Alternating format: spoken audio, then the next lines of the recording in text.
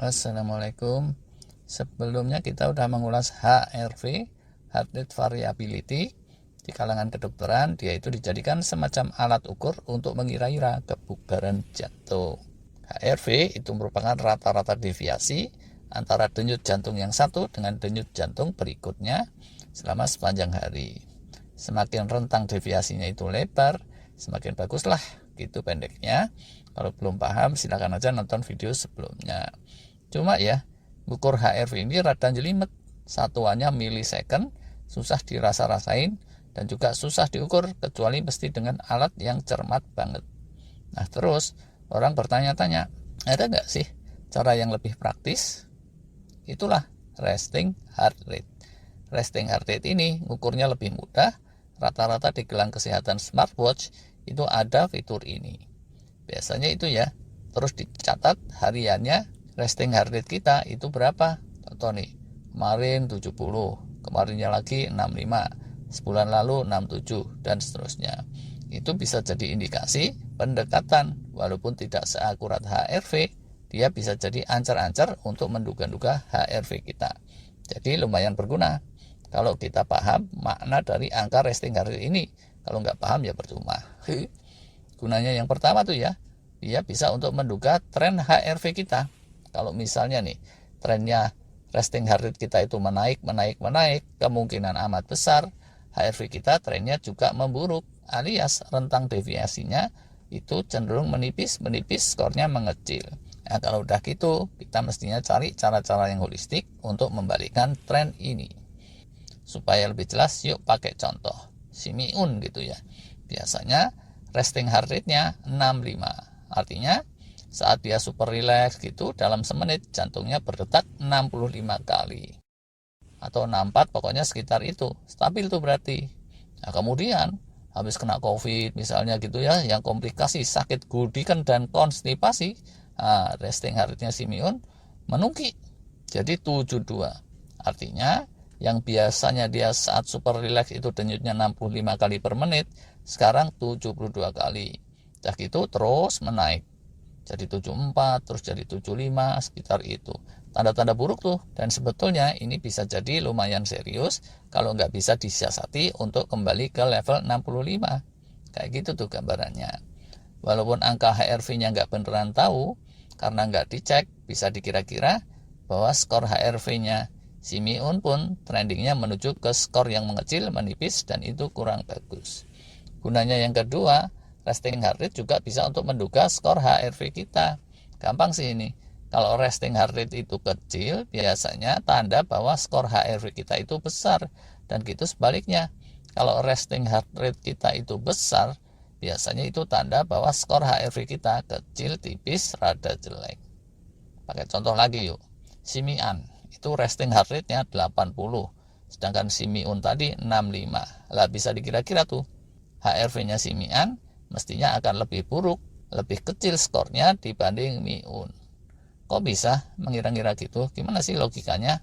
Gini ya, resting heart rate, denyut istirahat, kalau 80 kayak Simian, artinya dalam semenit rata-rata denyutnya 80 kali.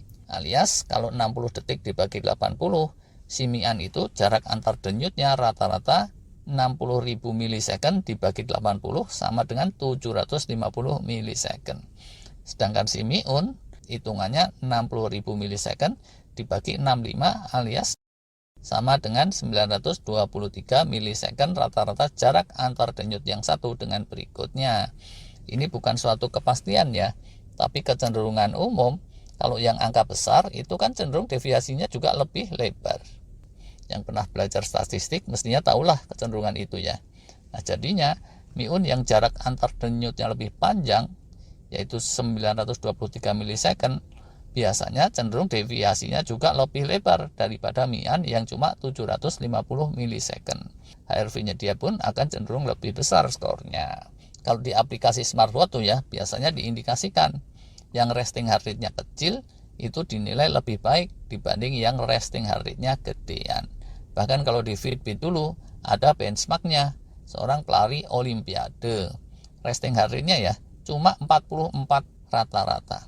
Artinya dalam semenit saat rehat jantungnya cuma berdenyut 44 kali, alias rentang antar denyut yang satu dengan denyut yang lain 60.000 milisecond dibagi 44 sama dengan 1363 milisecond. Mantep banget tuh. Bisa kita kira-kira HRV-nya tentu akan cenderung besar, mungkin 100 berapa milisecond gitu. Sedangkan yang sudah uzur itu bisa aja cenderung kayak deg-degan aja terus. Smartwatch-nya mencatat resting heart rate 88. Artinya jarak antar satu denyut dengan denyut lainnya cuma 681 milisecond, separuhnya dari si juara olimpiade. Yang kayak gini, denyutnya kebanyakan, dia akan lebih banyak menghasilkan oksidan-oksidan yang cenderung menggiring kepada oxidative stress dibandingkan yang resting heart rate-nya relatif kecil tadi. Gitu deh. Karena itu, walau tidak seakurat HRV, resting heart rate ini bisa jadi ancer-ancer untuk kebugaran kita secara gampang-gampangan. Resting heart rate ini secara harfiahnya itu satu ukuran terhadap denyut jantung kita, seberapa responsif dia bisa dilambatkan oleh sistem saraf kita pada saat rileks. Semakin bisa dibikin lambat banget itu semakin bagus. Pertanyaan berikutnya begini, kalau udah terlanjur meninggi gimana sih caranya nurunin? Nah, kalau itu jangankan saya, para dokter ahli juga nggak ada yang punya satu resep cespleng. Untuk mengubahnya perlu ada segenap jurus yang holistik dan akan perlu waktu cukup lama. Sama aja ini dengan skor HRV kemarin. Kalau terlanjur HRV-nya skornya kecil, untuk menaikinya juga mesti dengan jurus-jurus holistik dan perlu waktu. Catatan lagi nih ya, di samping HRV dan resting heart rate, mestinya dapat ngerasa-ngerasakan bahwa terkait jantung itu banyak ukuran-ukurannya. Ada yang kelasnya mudah dipahami oleh awam, ada juga yang mending kita serahkan saja kepada dokter, yaitu dokter jantung, bukan dokter cinta. Walah. Satu lagi nih untuk yang awam, kalau bugar bener jantung kita biasanya tidak gampang keder, tidak gampang geger. Dibawa lari jogging gitu ya, olahraga kardio, denyut itu naiknya pelan-pelan gitu. Itu tuh mantep. Nah gitu, segera setelah larinya dihentikan, denyutnya bisa cepat meredak balik ke resting heart rate, gampang ditenangkan. Itu istimewa.